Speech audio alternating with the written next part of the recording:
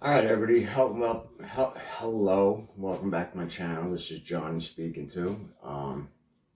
If this is your first time, your first video you're watching, we talk about everything from my 10 years in prison, my drug use, fights, prostitutes and stuff. You know, I call them I call them the Bozo Chronicles because I don't try to glorify it.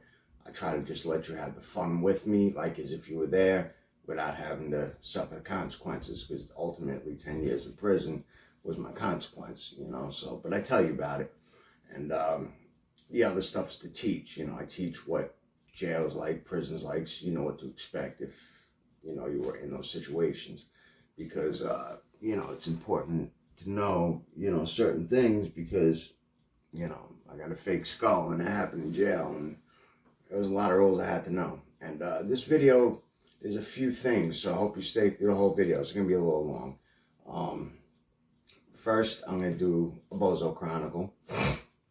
Nothing in specific. It's going to be about crack specifically, but no specific story.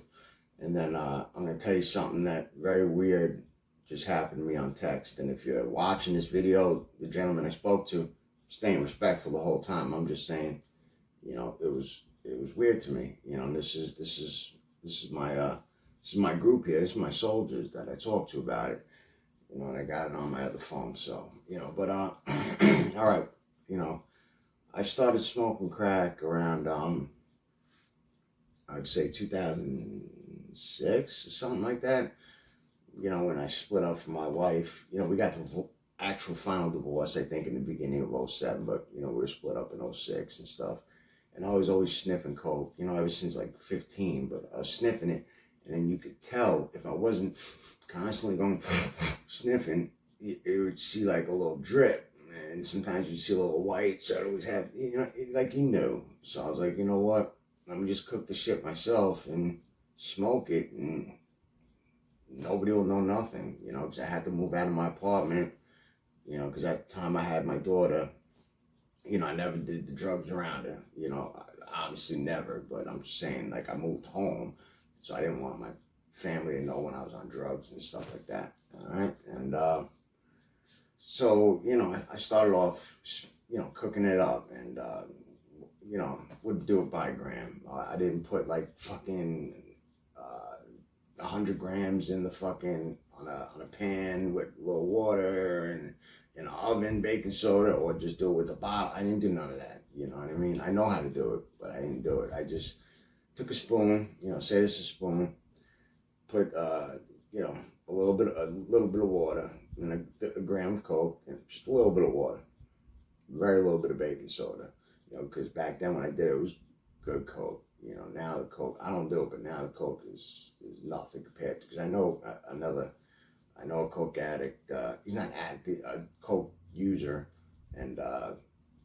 he don't get at all like what he used to. And he says it, you know, back then he used to be like me, staring out the window. Like, I'd be taking a hit from you right now, just staring out the window, you know, and then I'd just say, all right, I'm back. Let me take another hit, you know, take another hit and stare at the window, you know, but it's not like that. You can smoke and talk to a cop, you know, but that's neither here nor there. Back then, you know, I put the lighter to the spoon, wait till it starts boiling, and then it would stop boiling a little bit. It would spark a little, not spark fire, like spark, like I guess a piece of something, coke, crack, whatever, baking soda would fly out. I'd pull the lighter away a little bit, and then you eventually see yellow. You got the yellow oil on the bottom of the spoon, and then I'd let it just sit. I'd let it sit and, you know, let it cool off. Sometimes I'd grab an ice cube and flash freeze it, and put the spoon right on the ice cube, and just make that oil, you know, harder. And then I'd take a penny and scrape it all up, and I'd have it all on top of the penny. And, you know, I started off that way, you know, and I just smoked that. And eventually I moved to buying it off other people, because it was just, you know, I was like, fuck it, let me just buy it. You know what I mean? I just started buying it from people.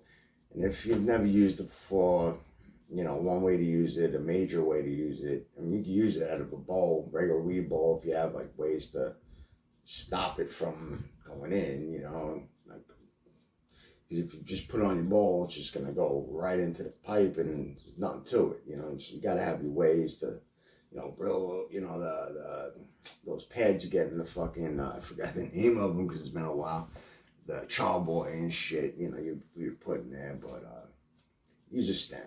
You go to any bodega, gas station, I don't think 7-Eleven by me has it. I know they have screens, but I don't think I never asked, but I don't see them no more. You know, you just ask for a rose, little baby rose, because all they would be a little tube about that big. You know, this ain't a tube, but I'm showing you this part. It'd be a tube that big, and there'd be a rose in there, you know, fake rose. And that's how they sold it. They sold it as a rose, and all you do is blow the rose out, go in the garbage, and now you got a crack pipe. You know, you'd buy 2 packs of, well, I bought 2 packs of screens, and the silver ones, you know, were bad. You know, they would last, they wouldn't deteriorate, but when they got hot, they would expand a lot, and they would just break your fucking stems. You know, before I learned, sometimes I'd be down to like a fucking stem this big, you know, with the lighter right by my face, you know, like, it was just pathetic. But, you know, the brass screens or copper, whatever they are, I think they're brass. The brown ones, you know, the brown screens are the best.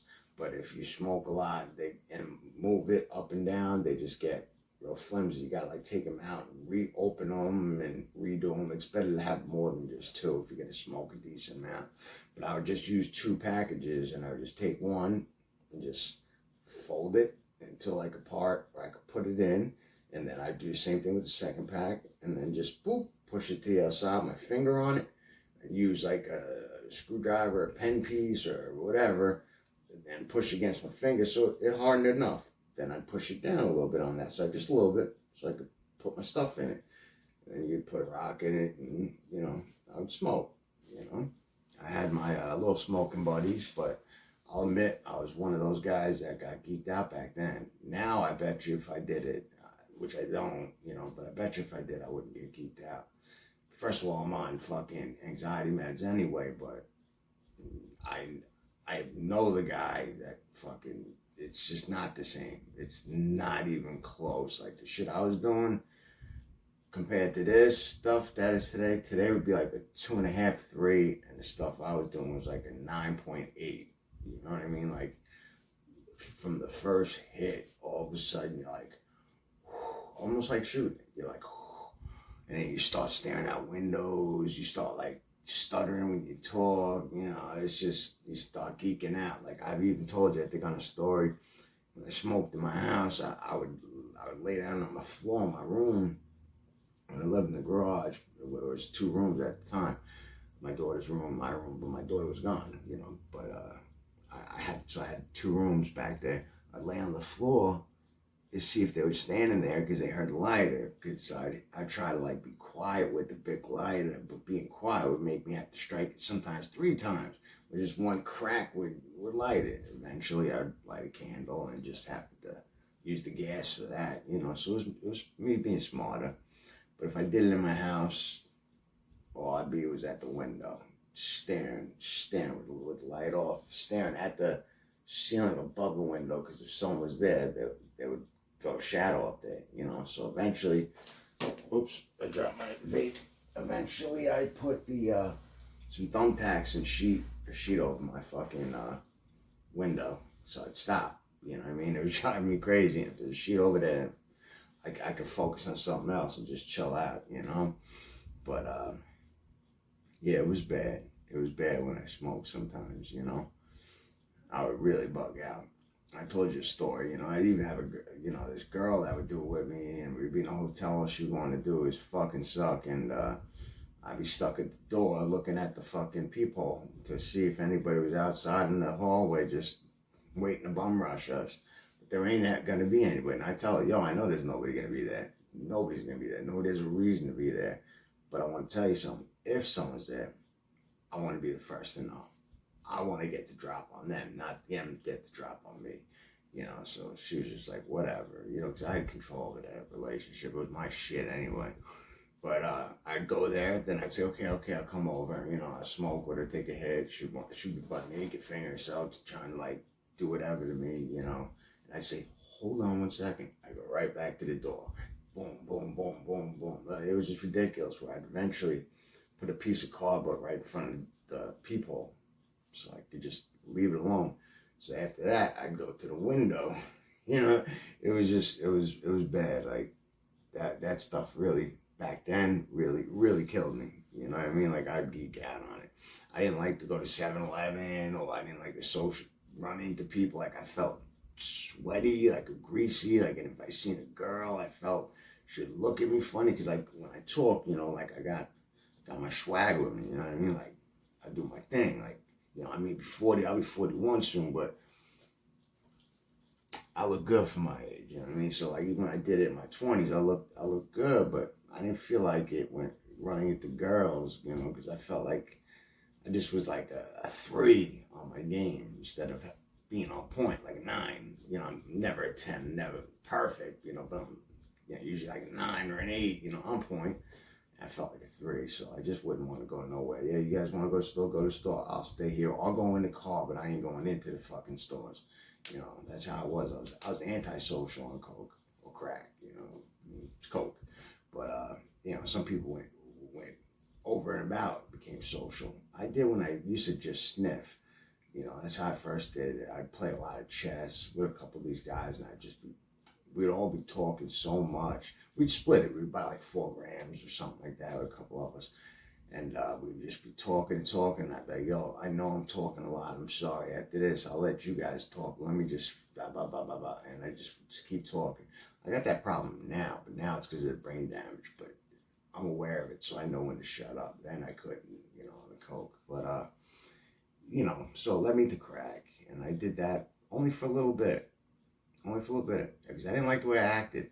And I told the story. There was a girl who ruined my, it was like a Fast and Furious car. I didn't make it like that. I bought it like that from the car dealership from at the time, my wife. And then I co-signed for her to get a new car. So I got that one. It was only a neon, but it was a 05 neon.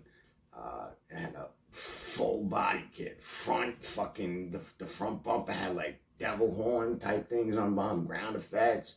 The rear bumper, it was nice. It was fucking beautiful. It wasn't an RT or R, you know, there wasn't a fast one, but it was still nice.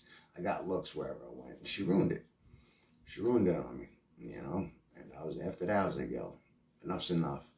And that was when a girl met me on MySpace. You know, when I got locked up, MySpace was still popping. You know, I had to get into this Facebook shit. You know, YouTube, but Facebook shit. This girl hit me up on MySpace and was flirting with me like a motherfucker, and she wanted to hang out. And I said, fuck it. And I got my, somehow got my my mother-in-law, because I wasn't fully divorced. My mother-in-law dropped her off at my house, brought her to the Hawkins Pass School, watched my daughter playing swing. I talked to her, I chopped it up with her, got to know her, and went back to my house, left my mom with the kid, and had sex with her right on my bed. You know, first she would ball me for a while and say, you want to fuck me? I'm like, damn straight, you know. And you know, that's another story. I won't get into that. I probably got into that prior, but I won't get into that again on this thing. But after I was with her, I had a street bike from her. That's why I brought her up, because she gave me a street bike because she wanted me to be a girlfriend. I was like, I won't be a girlfriend. I am just left a long-term relationship. I'm not going to go into another relationship. I'm going to do whatever I want. So if you're my girlfriend, I'm going to cheat on you regularly. You're going to hate me. So let's just do what we're doing. We're being friends. We're being open. She didn't want that.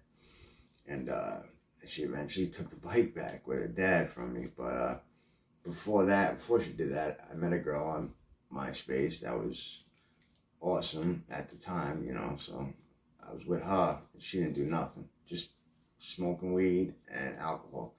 If she found out I did anything else, she'd literally beat the shit out of me. She put her hands on me a lot. Usually I don't go for that, but I went for that with her because she looked like Blake Lively, you know. I mean, I seen the pictures of her lately. I like, not no stalker shit, but like I looked up people I've been with, you know, not asking to friend them on Facebook, just to see them. And she don't look the same, you know. But back then she was hot. She looked like Blake Lively. She wore a bandana for a top even. You know, I'd have problems when I went for walks with her. Guys whistling and honking out of the cars and shit. She was hot. So I dealt with a lot of shit with her. But I didn't do no drugs. I stopped smoking. And then at the very end of, we dated for a year. At the very end of our relationship, I started heroin, you know. So that's something else. But I smoked crack for like a year and a half of my life, maybe. For a little while, I was like an everyday guy, you know what I mean? But not for a year and a half, but for about, I'd say 7 months, I was like some days I wouldn't have it, you know, but like kind of like trying every day at least, you know? So that's my crack tales, you know, and your money goes, it disappears, it's never enough. You think you got 2 grams and you smoke once, you have 2 grams, it's gonna be fire. The 2 grams is gonna go just as quick as the 1 gram went, you know what I mean? Because you're gonna put big pieces in, you know, so it blew through all my fucking money. Like I didn't have nothing to show for. I mean, I always make sure I'm looking good, you know what I mean? Like I'm unemployed and I look good, you know. I mean, I get unemployment, but I look good at all times. I make sure of it. But other than that, I could have fixed my license with that money that blew. I always blew the fucking money. I eventually wound up shooting the coke too. Like after I shot dope, you know, I shoot coke once in a while. It wasn't like an everyday thing, but where I worked before I got locked up in '09, the guy was a cokehead, and we did coke together. Where he lived was one of the coke dealers, so we got in the morning. He would pick me up to I would get dropped off at his house because he lived right by me, and by my dad, and I'd get dropped off. We'd get coke off the guy he lived at. I'm not gonna say his name because you know that's the same place to do it. The guy who sold. And then we would take the work vehicle, which was like a dump truck, to the guy's house, the owner of the company, because we were the only 2 workers for the company. The guy never worked. Only we did. So we paid his mortgage, his Mercedes, we paid everything. We got paid shit. But he was also a coke dealer. So we had a choice. Either we can get paid in coke or in cash, or coke and cash, you know. So we'd have the coke for the morning, we'd do it, we'd try to hurry up and sometimes we just fucking relaxed until we felt it was good enough time, then we left. We sold shit on him, like we'd buy all this sheetrock that he made us buy, and then in front of Home Depot we'd sell the sheetrock, buy the fucking single pieces for way cheaper, so we had money. We did a whole bunch of shit to that guy because he was a piece of shit, but you know, because of what he paid me for what I was worth, what I was doing was ridiculous. We was paying the other guy who was pathetic, but yeah, when you shoot coke though, the first time I did it was around that guy, and the first time I did it, I had to sit down, and I kept saying, I cannot believe your body could feel this good. My imagination did not even get to that level of where the possibility of your body can feel. I felt like Neo when he absorbed that agent, and he went, and the whole world expanded for a second and contracted.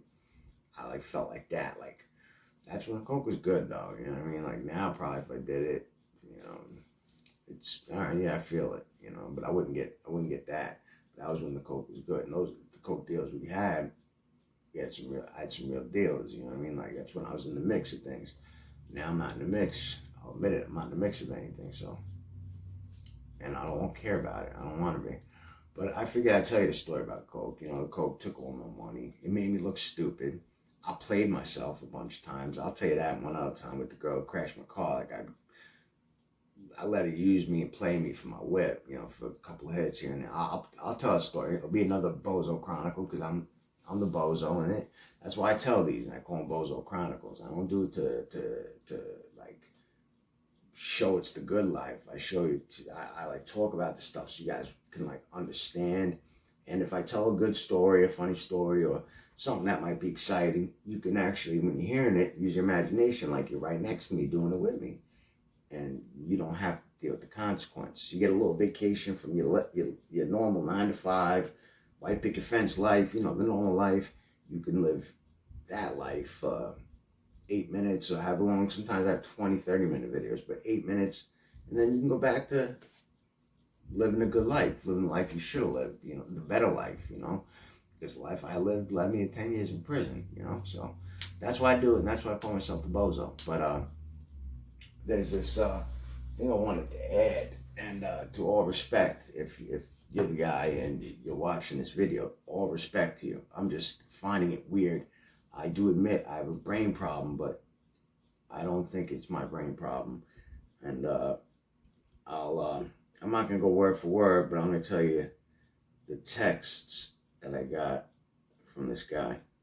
And he's my friend on Facebook. And I'm not gonna use his name, and I'm not gonna use a woman's name. I'm not gonna use no names because I don't do that. And I didn't have the person's permission. You know, he doesn't even know I was doing it. I'm just doing it to talk about it. Maybe someone can give me some feedback. But he was just basically, in the beginning, he was just like, I'm not gonna read everything. It's glowing, but it's long. This shit just goes and goes and goes and goes. And his picture goes and goes and goes. It just goes forever. But he was just like, yo, out of the blue. So I'm like, yo. And he's like, he's like, what's good? I'm like, not much, actually. And I just told him briefly, like, you know, what happened, you know, 19, 10 years in prison. I was like, other than that, right now I'm living regular life, healing, you know, like, what's up with you? And he's like, you know my mom. I'm like, sorry, bro, who's your mom? Maybe then I'll remember. And then he said her name, which I will not say. And then I said, damn, I'm sure she's a great woman and you're a great man. I'm just struggling because, you know, I was basically telling him I struggle with my brain. I lost my memory. I don't know who she is. And then he's like, you want to see a picture? I'm like, yeah, he showed me a picture. Still don't remember.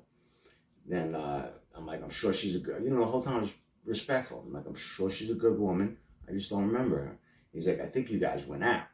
I'm like, what? And I told my name and I told him how old I am because this girl looked older. And he's like, yeah, I know. I was like, she looks wonderful, but I've been in prison for 10 years, so like I couldn't have went out with her. You know, I was only in my 20s before prison, and when I was in my 20s, I was 18, 19, 20, 21, and, you know, 22 and 23. Like, that was my gap, you know, like young girls. Now it would be older women and shit like that, but when I was younger, you know, you chill with the younger bitches. But, and he was like, yeah, she was in her 50s, and, you know, I was like, yeah, I was in my 20s, like, the last time it would be possible. And then I was like, I swear I don't remember, and I showed him a picture, you know, that one. I'm sure it comes in kind of clear. You know, it's like, show her, like, I think you got the wrong person. He's like, I think you guys did something together. And I was like, yo, you could tell me on the phone, like, because I'm not tapped if it's bad. I was like, and if it's good, there's really no worries. He's like, I know what you guys did. I was like, can you please tell me, like, I don't know what you're talking about. He's like, you did it with her. I was like, sex? He's like, yes. And I was being respectful to him, and I was like, I told you I didn't do it. I was like, if I did, it had to be from 2000 to 2009 only. I was basically a teenager, you know, the year 2020, I turned 20, but it would be in that decade, and I know who I was with during those times. And then I asked him, he told me his age is around mine. I won't be exact. And I was like, does your mom remember me? He's like, yeah. I was like, can you tell me when it happened? He's like, 05. He's like, you guys dated. I was like, yo, I remember I split up from my wife around that time. I remember, and I won't use the girls' names right now, but I was with this girl, and then this girl. You know, it was around the time with the street bike, and then the other girl, you know, it was around that time. So, like, I just told you guys, like, my God, I remember that. And he's like, you know, I told him that. He's like, you fucked her. It was her birthday weekend. I was like, I remember all girls I dated. How did we meet? He's like, I don't remember. I told him something else. And I was like, yeah, I wouldn't mind being your friend. You know, 'cause I thought that's what it was about. He's like, I would love it. You could have been my stepfather, he said. I said something about, you know, and then I was like, and LOL, stop that. And I put the smiley face with the tears crying with the crooked head. Like, stop saying stupid stuff like that. He's like, you fucked her a lot, you know. And then I said some other shit about, you know, like 18 to 20 was my thing. You know, 18 to 20-year-old girls when I was in my 20s. And of course, now that I'm 40, older women, but, you know, younger. Like, I wouldn't have been with a 50-something-year-old woman. And it said something, we'll see. Then I talked about last time I had a girl, like, I was with a girl during Hurricane Sandy in 2012. He's like, oh, man. And he's like, I was like, it's all for being like alone. He's like, yeah, I'm sure. Then he sent me another picture. I won't show you up close. And I was like, I honestly don't remember. I was like, and he's like, yo, I could pick you up and bring you here right now. Would you do anything with her now? So, like, all respect to you, you know what I mean? But, like, to a guy like me, that's weird. You know what I mean? I'm telling you, I don't remember the girl. I don't even know you. You said I told you, get the hell out of the room. Because I'm sitting here fucking your mom. And I'm trying to say, telling you, I respect you. I hope, that wasn't like it didn't put you through anything. I was trying to be respectful the whole time. But, like, he's saying he'll pick me up now, and then he wants to know what I'll do with her. I'm like, I have no idea. I'm like, I'm not planning on, like, oh, okay, you pick me up, I'm only going to get a blowjob. Or I'll probably just, if I was to, which I wouldn't, because I find that this was very uncomfortable to me. And let's say I did. I would only talk and say hi and be polite. Like I don't understand. Like, he wants me to sleep with his mom. I told him, I want parole. I can't come out. You know what I mean? Like, curfew's in 4 minutes now. But it was like I had an hour and a half when it happened. So that's the kind of stuff that happens to me. You know what I mean? Like, of course, I was looking for a friend, so I thought he was a normal guy. He still might be. If you're watching, it still might be. But that was a very uncomfortable situation because I really don't think he got the right guy. I know, I lost my memory, but I know who I slept with. I mean, I even know the prostitutes that were one night stands. You know what I mean? Like, 1 second. I even told my tale, my prostitute tales in here. I probably got more that I got to remember. But, like, I know who I slept with. You know what I mean? And dated, and I'm not saying anything bad, but was at age. I'm still considering I'm at an age, but I was at an age, 25 years old. I'm not going to date a girl in the 50-somethings where I keep fucking her and stuff. And if I did, I would remember that because that would be so out of character of me. So I really think this guy got the wrong person. And he's going to be embarrassed when his mom's like, you stupid fuck. I did not ever touch him. Let him know that he is not the person that dated and fucked me. So I got you for a half hour. I figured I'd tell you that. Tell you about coke and tell you about that weird shit, and I got other videos I have planned on making, but, I want to make that. Oh, and a couple of my videos are barred from getting paid for it if I ever get enough subs. Because I get enough views, but because copyright music, so I might have had it playing background on my TV, or I played it in the beginning, like when I played the music in the background and shit like that. And it probably, I didn't get in trouble, but I can't get paid for, like, ads on those videos. But I am going to be doing another giveaway soon. Not the 300 sub giveaway, unless I get 300 subs by tomorrow. Remember, that's $50 when I make 300 subs. But just another giveaway, random. I'm going to do it soon. I might do the video tomorrow, or day after tomorrow, day after that day, but it's going to be soon. Another giveaway. And that's it. I hope you guys have a good day, and it's just me giving you a little tale about coke and how I made it, how I eventually bought it, how I eventually did it, how I eventually shot it, and then tell you that strange tale. So I'm not going to beat the 30 minutes because right now I'm only at 28. So I hope you guys enjoy your day and have a good rest of your weekend.